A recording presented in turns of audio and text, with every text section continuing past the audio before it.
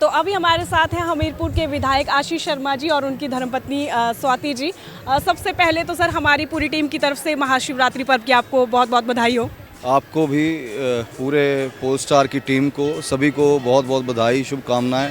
भगवान शंकर की कृपा आप सब पे बनी रहे और आने वाला समय आप सबके लिए मंगलमय हो, यही प्रार्थना करता हूँ मैं भी। सर आपकी बहुत आस्था हमने भोलेनाथ के प्रति देखी, गसोता महादेव के प्रति देखी। साल का सबसे बड़ा त्यौहार महाशिवरात्रि पर्व होता है, क्या कहेंगे आप इस दिन?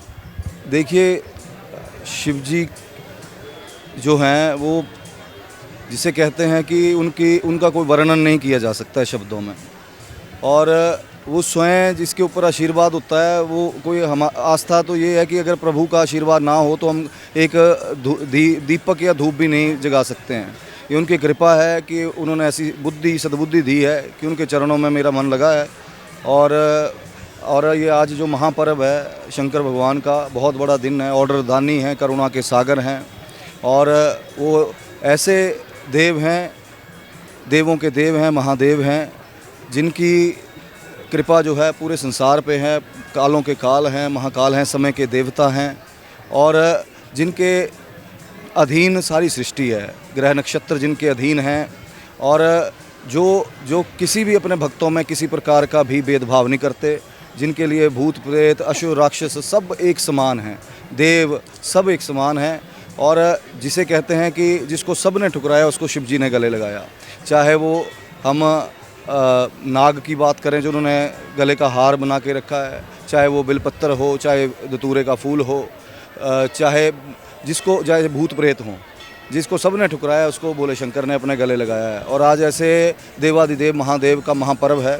मैं उनके चरणों में अपना शीश अर्पित करके आने वाले समय के लिए, अपने प्रदेश के लिए, अपने क्षेत्र के लिए, कि आने वाला वर्ष, आने वाला समय हम सब के लिए मंगलमय हो, और हमारा प्रदेश, हमारा देश, हमारा क्षेत्र आगे बढ़े, उन्नति हो। हमारे प्रदेश में सभी सुखी रहें, स्वस्थ रहें, और यहाँ पे गसोता महादेव में जो भी श्रद्धालु यहाँ पे आए हैं सबकी मनोकामनाएं पूर्ण हों। मैम आप क्या कहेंगे शिवरात्रि पर्व पर? शिवरात्रि पर्व पर तो आपके माध्यम से सबसे पहले आप लोगों को भी सभी को हार्दिक शुभकामनाएं, और बाकी समस्त जनता श्रद्धालुओं को भी शुभकामनाएं।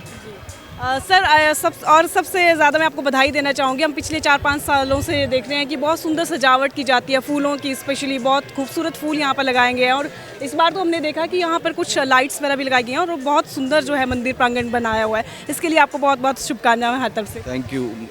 देखिए, ये हुक्म की बात होती है, जिसको हुक्म होता है वो लगा देता है।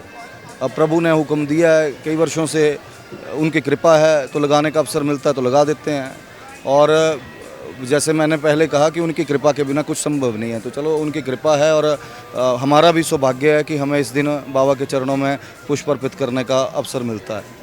बहुत बहुत शुक्रिया मैम, बहुत बहुत शुक्रिया सर हमारे साथ बहुत बहुत। तो हम गसोता महादेव मंदिर के अंदर हैं, और इस बार ये आप देखिए मनोकामना स्तंभ, ये मुझे पहली बार यहाँ पर नज़र आया, तो हमने सोचा इसके बारे में ज़रूर आपको बताएं कि क्या है। एक तो सबसे पहले साइड में इन्होंने यहाँ पे स्तंभ लगाया है, और इसमें ये जिसकी भी मनोकामना होती है वो अपनी यहाँ पे मनोकामना मांग के यहाँ पर डोरी बांधते हैं। ये साइड में आप देख रहे होंगे बांधी हुई है यहाँ पे।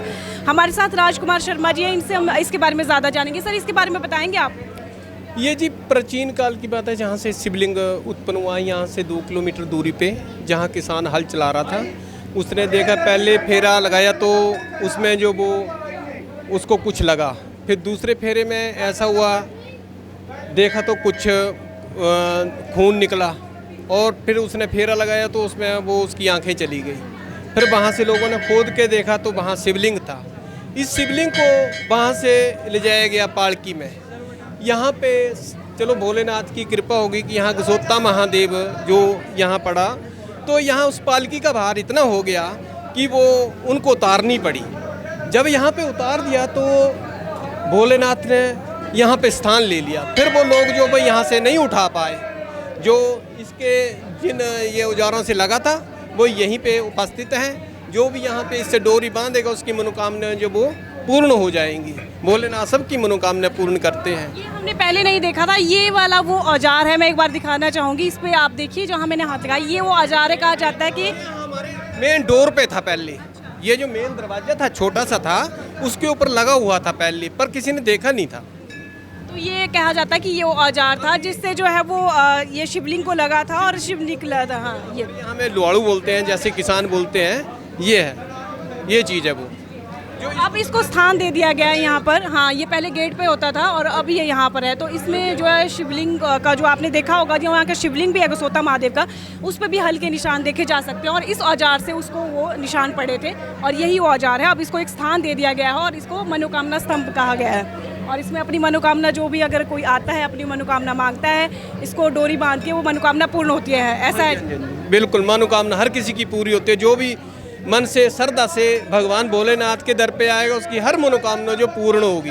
और ऐसा नहीं है, हर किसी को मिला है जो कुछ यहाँ आया है, दुखी है, कोई रोग से ग्रस्त है, महादेव से किसी ने प्रार्थना की तो उसकी प्रार्थना जो उन्होंने स्वीकार की और परिवार में हर किसी के में सुख शांति और समृद्धि जो इन्होंने प्रदान की।